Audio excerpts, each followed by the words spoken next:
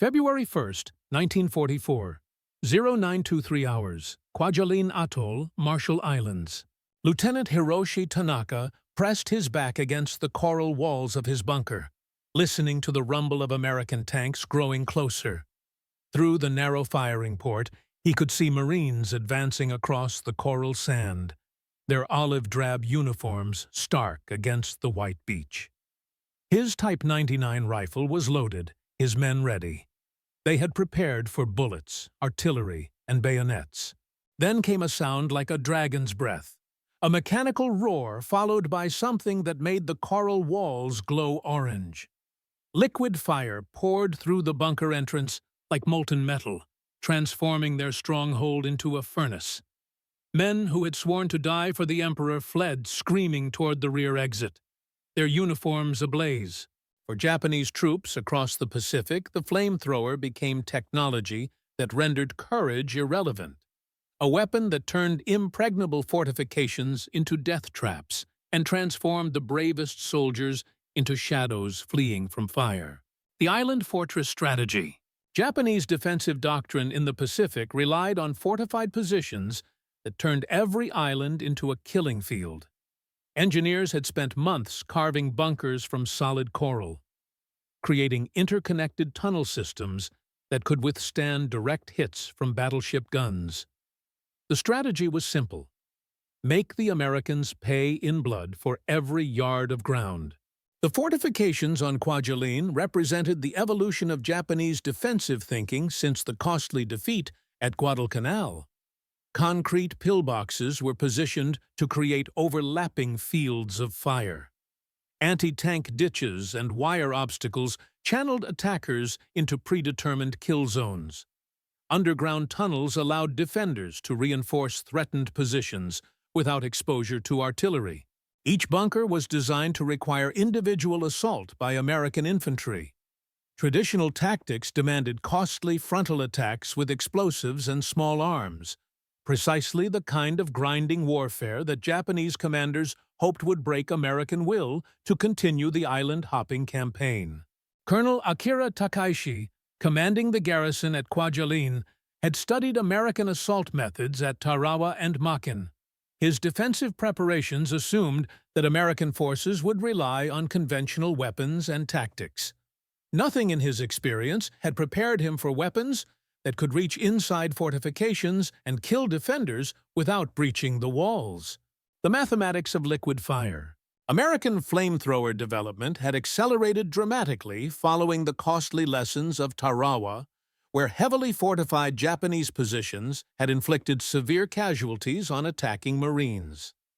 The weapons deployed in the Marshall Islands campaign represented systematic engineering applied to the problem of clearing entrenched defenders.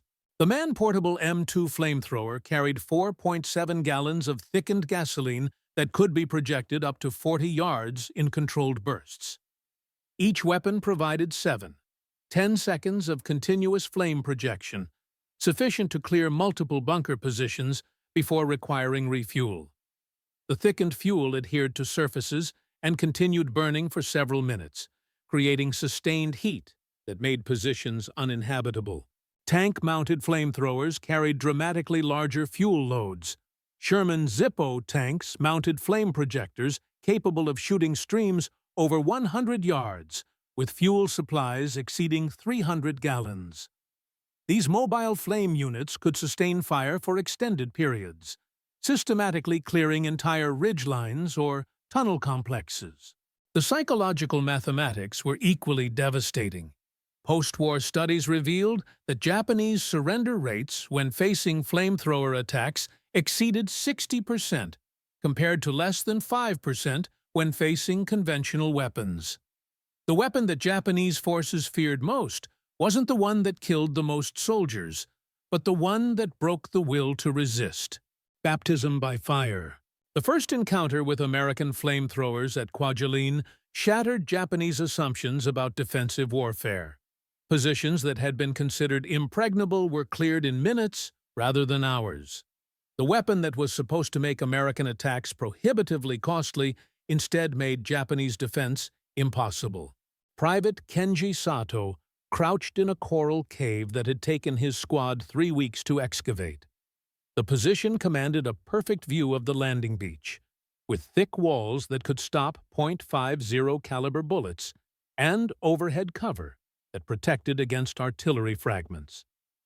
When American Marines appeared in the entrance, Sato prepared for the firefight that would determine whether he lived or died with honor. "The Marine carried something on his back," Sato wrote in a diary found after the battle. "2 tanks connected by hoses to a nozzle. When he pulled the trigger, fire came out like water from a hose. The cave filled with flame faster than a man could run. The heat burned through our clothing. The smoke choked us blind." The physical effects of flamethrower attacks exceeded the thermal damage. Burning fuel consumed oxygen, creating suffocation conditions that forced defenders to choose between burning or asphyxiation. The psychological impact was immediate and total.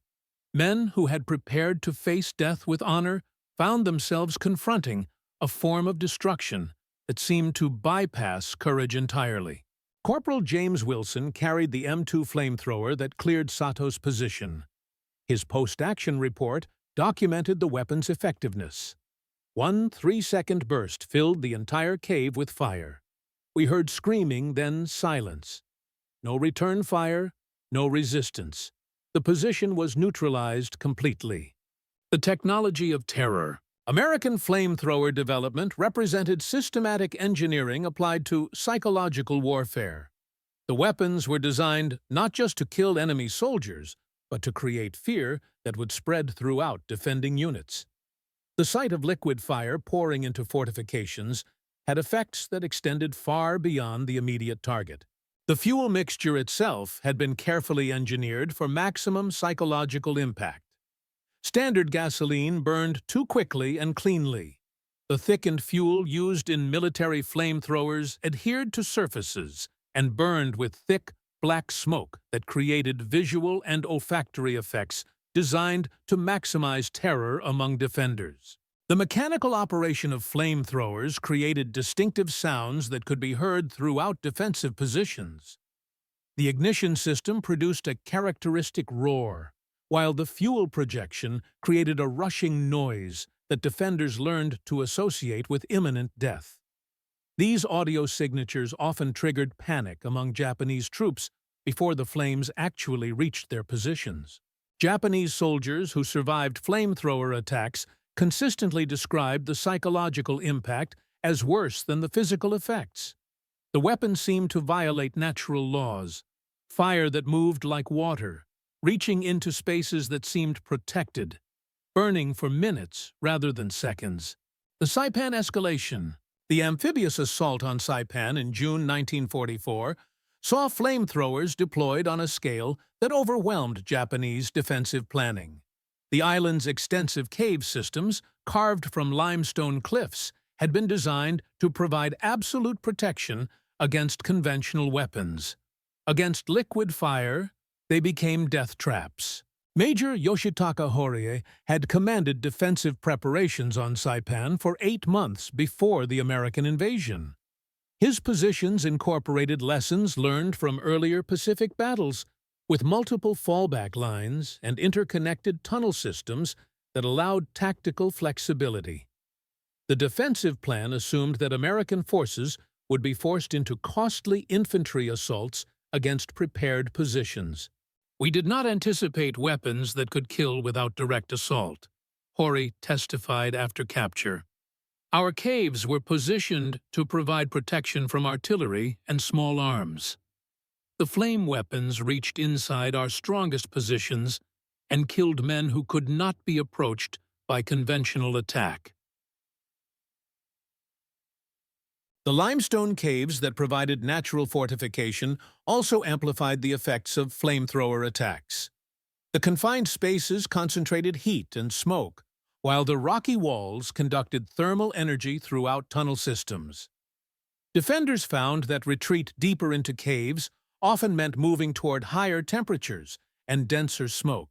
American flame tank units demonstrated mobility that allowed systematic clearing of defensive positions, Sherman Zippos could approach bunker lines, project fire into openings, then move to the next target while infantry secured cleared positions.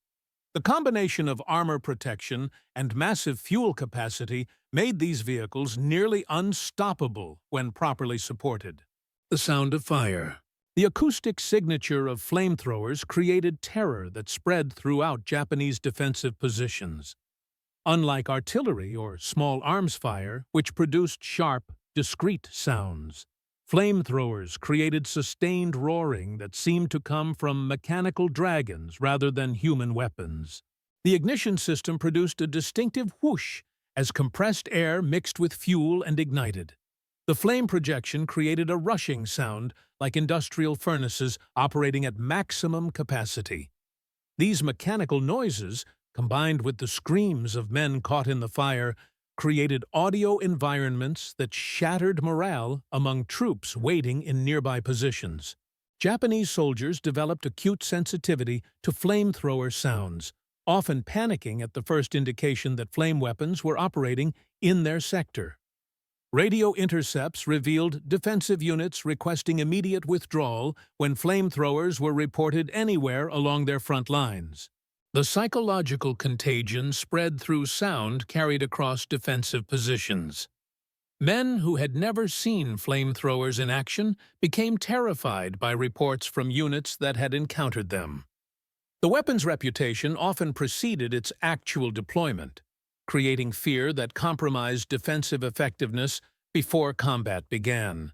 The cave complex nightmare. Iwo Jima, in February 1945, presented the ultimate test of flamethrower effectiveness against the most sophisticated defensive positions Japanese engineers had ever constructed. The island's volcanic rock had been carved into a defensive network that included miles of tunnels, hundreds of concealed firing positions, and that supply systems designed to sustain prolonged resistance. General Tadamichi Kuribayashi had spent 8 months preparing Iwo Jima's defenses, incorporating every lesson learned from previous Pacific battles. The defensive plan assumed that American forces would be forced into protracted infantry combat that would inflict casualties sufficient to discourage further Pacific operations. The reality was systematic destruction by flame weapons that reached into the deepest caves and burned out defenders who could not be approached by conventional assault. Sherman Zippos advanced methodically across the island, projecting fire into cave mouths while infantry teams secured exits to prevent escape. Lieutenant Colonel Takeichi Nishi, commanding tank units on Iwo Jima, watched American flame tanks operate with tactical precision that overwhelmed Japanese defensive planning. "They move like ships burning the sea," he wrote in his final radio transmission. "Our strongest positions become ovens. Men flee or die, but they cannot fight."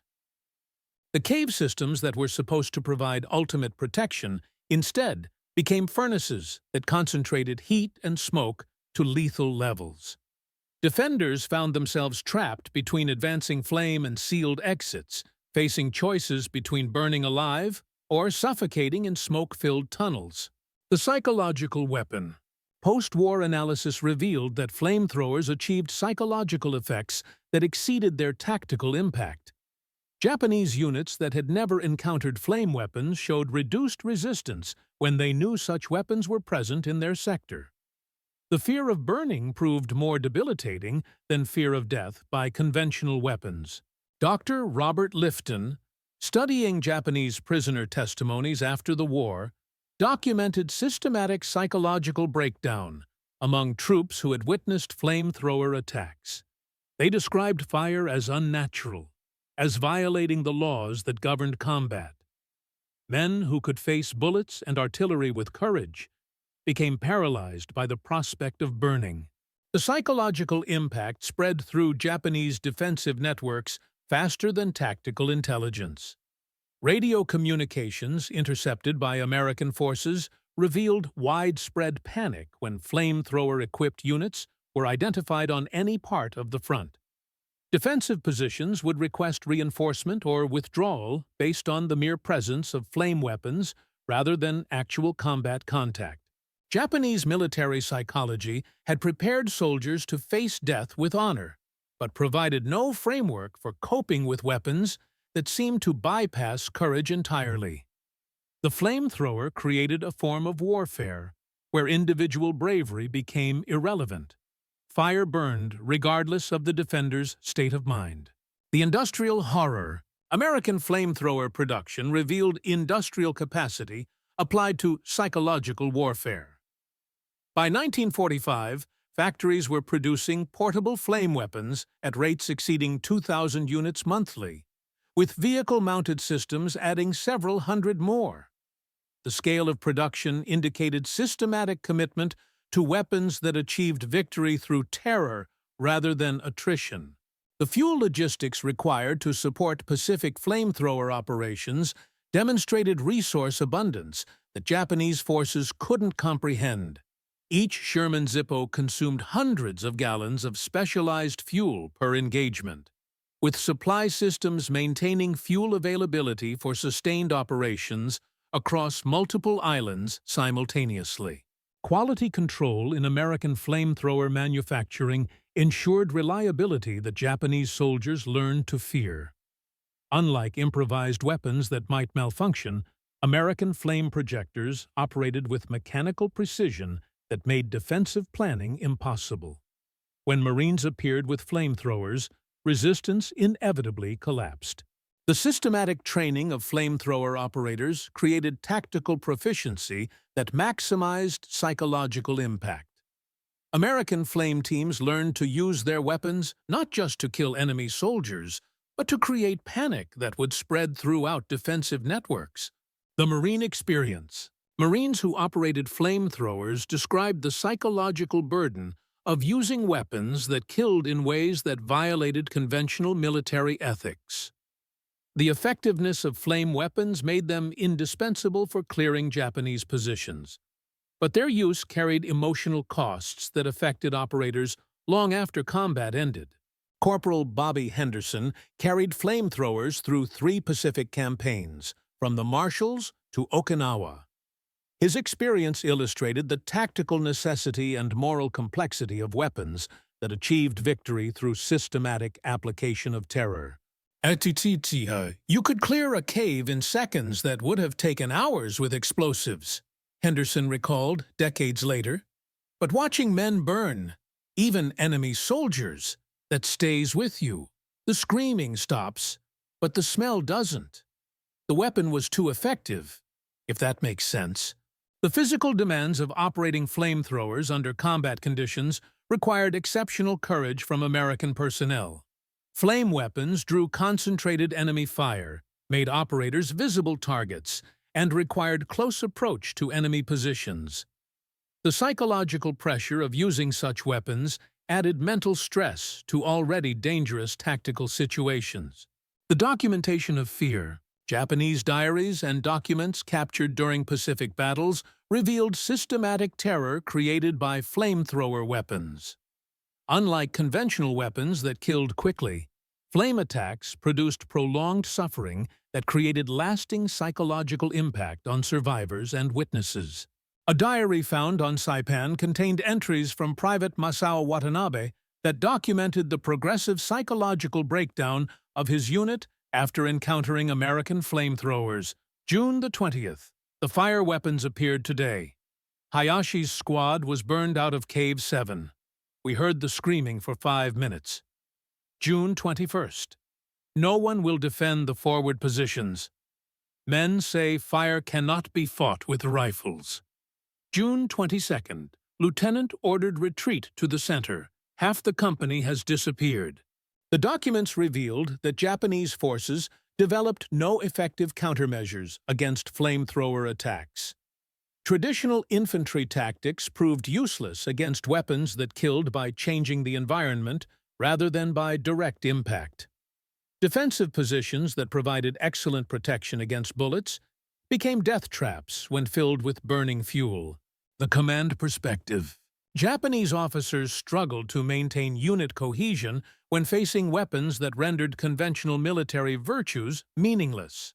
Commands that ordered troops to hold positions to the death became impossible to enforce when death came by burning rather than honorable combat. Colonel Nishi reported to Tokyo that his tank units were being systematically destroyed by American flame weapons that his crews couldn't effectively engage. Traditional tank warfare has become impossible, he transmitted. The enemy burns us out of positions where we cannot see them, cannot fight them, cannot escape them. Senior Japanese commanders discovered that years of tactical training had not prepared their forces for warfare that emphasized psychological destruction over physical attrition. The flamethrower represented a form of combat that Japanese military culture had no framework for understanding or countering. The Okinawa finale. The final Pacific campaign at Okinawa saw flamethrower tactics refined to maximum effectiveness against the most determined Japanese resistance of the war. The island's defensive preparations included 3 months of tunneling that created underground cities designed to prolong resistance indefinitely. General Mitsuru Ushijima had planned Okinawa's defense as the ultimate test of Japanese determination, hoping to inflict casualties that would force negotiated peace rather than unconditional surrender. The defensive network included positions that could theoretically sustain resistance for months against conventional assault. American flame weapons systematically burned out positions that had been designed to be impregnable. The psychological effect on Japanese defenders was catastrophic. Men who had prepared to fight to the death found themselves fleeing from weapons that seemed to make resistance pointless. The surrender rate among Japanese forces on Okinawa reached unprecedented levels when facing flamethrower attacks. Units that had sworn to die fighting instead chose capitulation rather than face burning alive in positions they couldn't defend against fire. The technical evolution.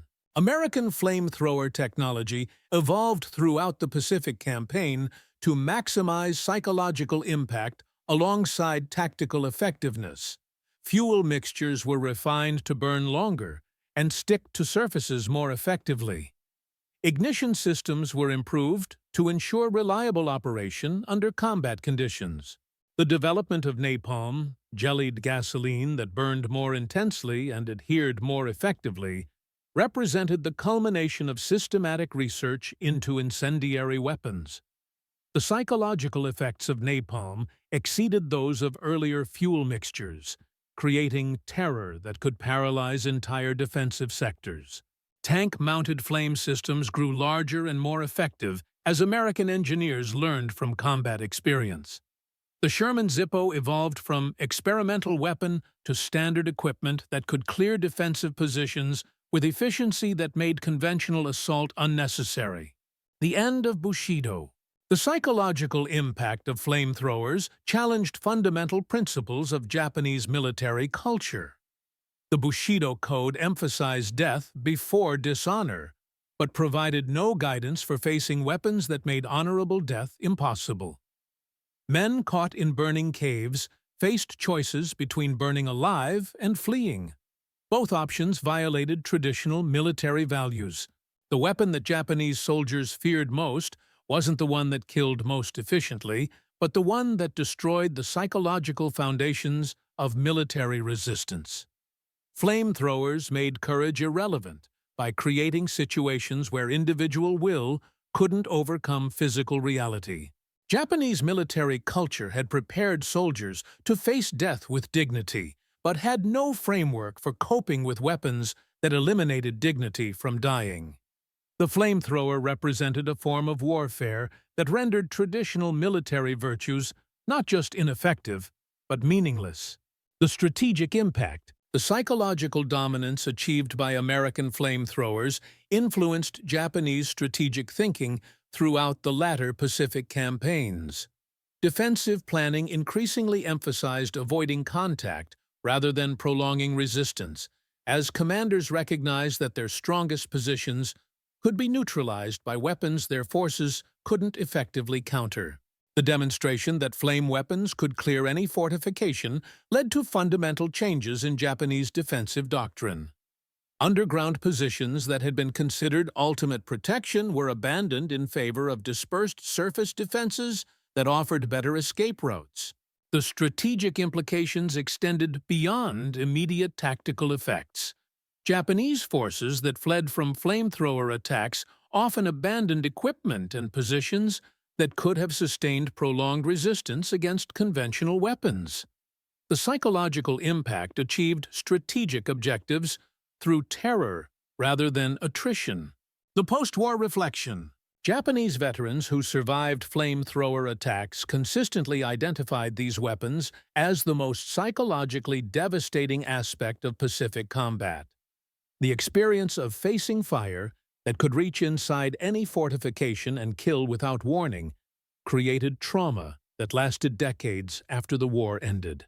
The systematic effectiveness of American flame weapons contributed to Japanese acceptance of unconditional surrender by demonstrating that continued resistance would mean systematic destruction of defending forces through weapons that eliminated any possibility of honorable death in combat. Former Lieutenant Tanaka, interviewed in 1985, reflected on his experience at Kwajalein. "We trained to face bullets, artillery, bayonets, all weapons that soldiers could fight against with courage and skill. The flame weapon was different. It killed everything in its path regardless of bravery or training. When fire walked across the battlefield, courage became meaningless." The legacy of liquid fire. The flamethrower became a symbol of American industrial warfare applied to psychological destruction. The weapon demonstrated that democratic societies could develop technologies so terrible that they broke enemy will without requiring massive casualties among friendly forces. The systematic use of flame weapons in the Pacific established precedents for military technology that achieved victory through terror rather than attrition. The psychological dominance created by flamethrowers influenced post-war military doctrine and international humanitarian law governing weapons considered excessively cruel. For Japanese forces that faced them, flamethrowers represented the moment when technological warfare transcended human capacity to resist through individual courage. The weapon that poured liquid fire into caves and bunkers proved that American industrial capacity could create tools that rendered traditional military virtues obsolete. The final flame. In the end, the terror created by American flamethrowers in the Pacific represented more than tactical innovation. It was systematic application of industrial technology to psychological warfare that broke enemy will more effectively than conventional weapons could destroy enemy forces. The Japanese soldiers who fled from liquid fire carried memories that shaped their understanding of American power for generations. They had encountered weapons that seemed to violate natural laws, projecting fire like water, and reaching into spaces that should have provided absolute protection. The flamethrower became proof that American abundance could create instruments of war that exceeded human capacity to resist. For defenders who had prepared to fight with honor until death, the arrival of flame weapons made both honor and resistance impossible, leaving only terror, flight, and the bitter knowledge that some forms of warfare rendered courage itself meaningless against the unstoppable mathematics of liquid fire.